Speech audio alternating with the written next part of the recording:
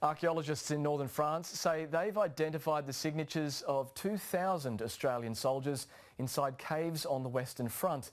It's 3 times the number first thought and confirms the significance of the military site. From Naours, Europe correspondent Lisa Miller reports.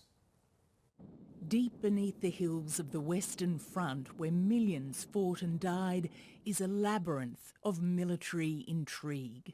Okay, be careful your head. 300 caves and chambers were first dug out by the Romans. I'll show you a lot of name of the war.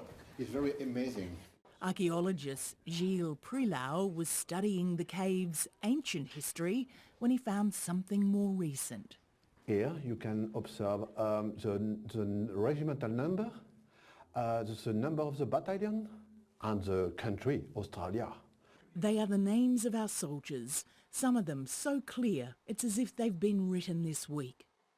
Leslie Russell Blake, an explorer of Antarctica who died 40 days before the war ended and who followed these narrow tunnels for a kilometre to write his name here.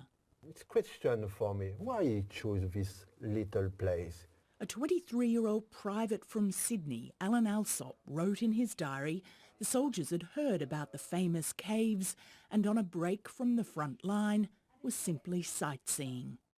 There is just one drawing, an Australian in his slouch hat.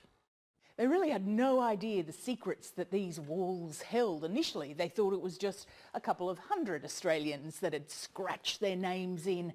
But now they realise that there are possibly as many as 2,000 who've left their mark. It is a fragile part of Australia's history and a priority to protect. We've always talked about objects. We talk about the mechanisms of war and the numbers of people who went to war. But when you see something like this, it's very personal. And they want to put on the wall a message. I am here today. What's tomorrow for me?